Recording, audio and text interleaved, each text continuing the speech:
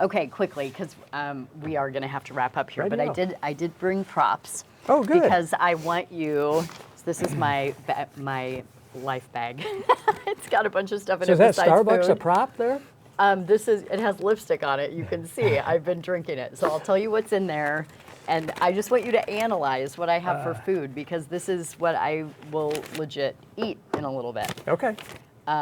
Because I want this to have like real life application for people, including myself. So, you can give it thumbs up, thumbs down, or tell me the pros and cons about what we have here. So what I have ingested here, it's almost gone, is a latte made with coconut milk. Okay. So there's no added sugar in that. So sometimes they add sugar to lattes. Yeah. And now we're getting into the autumn season, right? We got the pumpkin spice latte. Everything, yeah. Those are kind of loaded with sugar.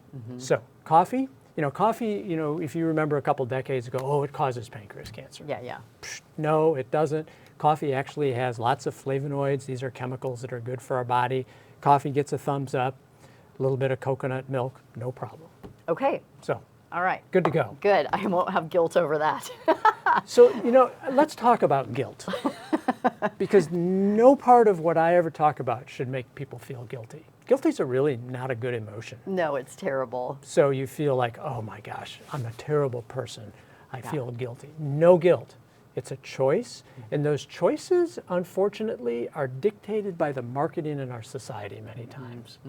So no guilt here. Okay, guilt-free zone. I love it.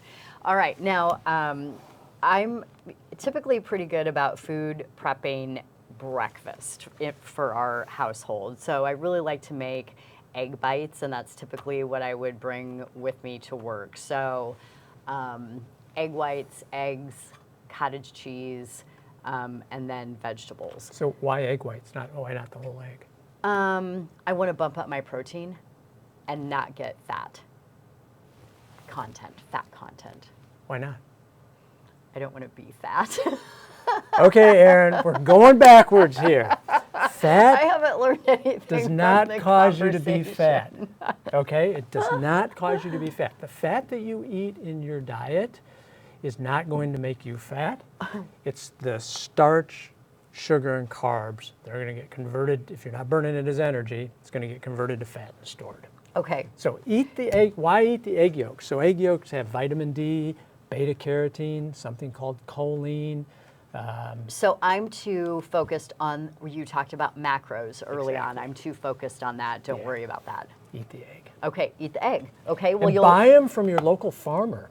Yeah. Where the chickens run around, and yes, they get feed, but they also pick at the bugs and the insects and the weeds and all of that. Okay, so I just have 3 eggs here today, and that's what I'm going to make. And then these are frozen peppers and onion.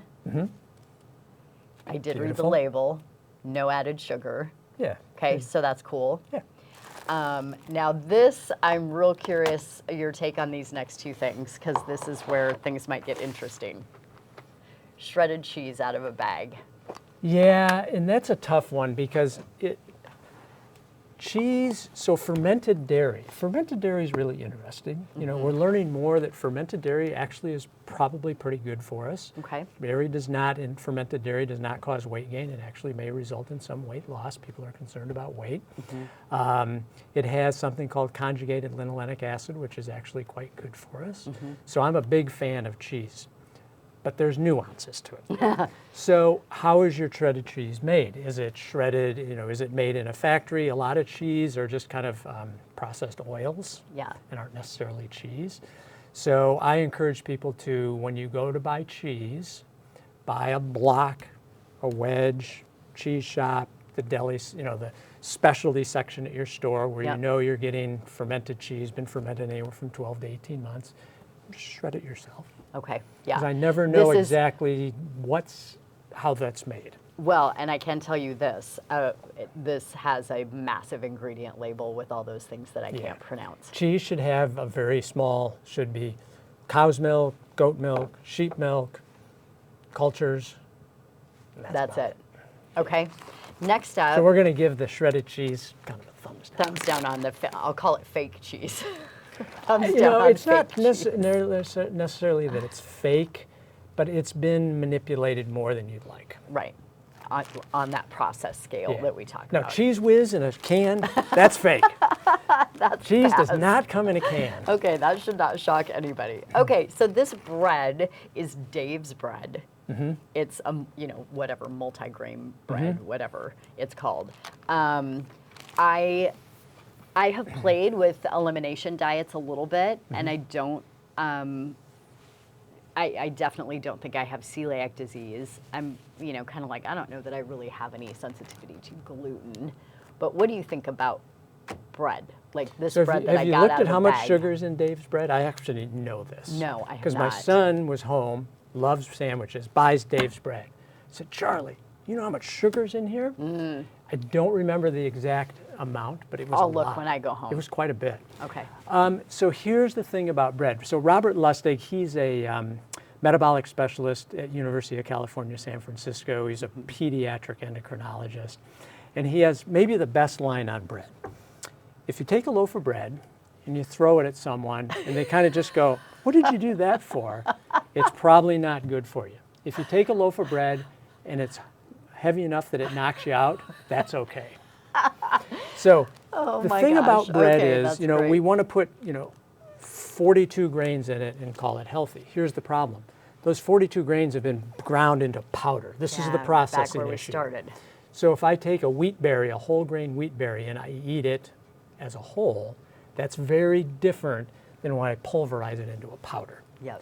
So basically pulverizing all of those grains into a powder kind of pre-digests it. So when you eat it, it's instantaneous rise in blood sugar. Aha. So if you look at something called the glycemic index, so the glycemic index tells us how quickly a carbohydrate is converted to sugar. 100 is the top of the scale, white bread. So white bread is our top of the scale reference. Sugar's at about 76. Wow. It's wow. slower converted. So I think most commercial breads are detrimental for multiple reasons, not the least of which is still pulverized flour. There's tons of ingredients in it, many stabilizers, emulsifiers, flavorings, and they've added sugar to it. Yep. So what do I do for bread? I love bread.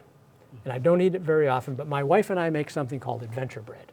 And adventure bread is basically nuts and seeds with a little bit of oats.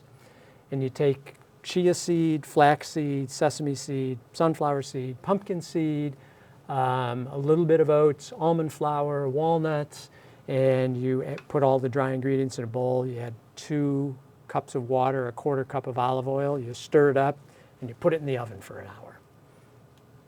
Oh, I'm going to try this. Send it to you. Okay, yeah, send me the recipe. So we could get in a whole nother high in conversation fat, about oils. higher, that's a discussion. Higher in fat, higher in protein, 8 grams of carbs, 6 grams of fiber. Okay. So commercial breads that you buy in the store, to me, are, if you want to make blanket statements, probably off limits. Yeah. I will occasionally go down to like Gateway, and I will buy sourdough. So Yeah. if you look at the I love ingredients, sourdough. it's white, it's flour, yeast, the Salt. not yeast, the starter mix. There's 4 or 5 ingredients. But again, that's a treat that I do twice a year. Right. Not an everyday thing. Not No. every day with your eggs. No, yeah. Okay. We could have this conversation for a very long time. Doug, are you still awake? Okay. We'll wrap up with that. Wow. Okay, yeah, oil. No seed oils? I'm a no seed oil guy. Okay. If you look at the way industrial seed oils are made, it's shocking. They use a compound called hexane. That's the same thing they make gasoline with. Yes, they extract it, but there's still minor, tiny bits of hexane still in the oil. And you think about oils from an evolutionary aspect. The reason we have to heat and process these is there's not a lot of oil in corn. Right, right. So the way we used to get oils in the past is they were oily substances. So olive oil, you can cold Yep. press olive oil and get oil out of Yep, it. yep. Avocado's the same way. Yep. So they're really at odds with our evolutionary background.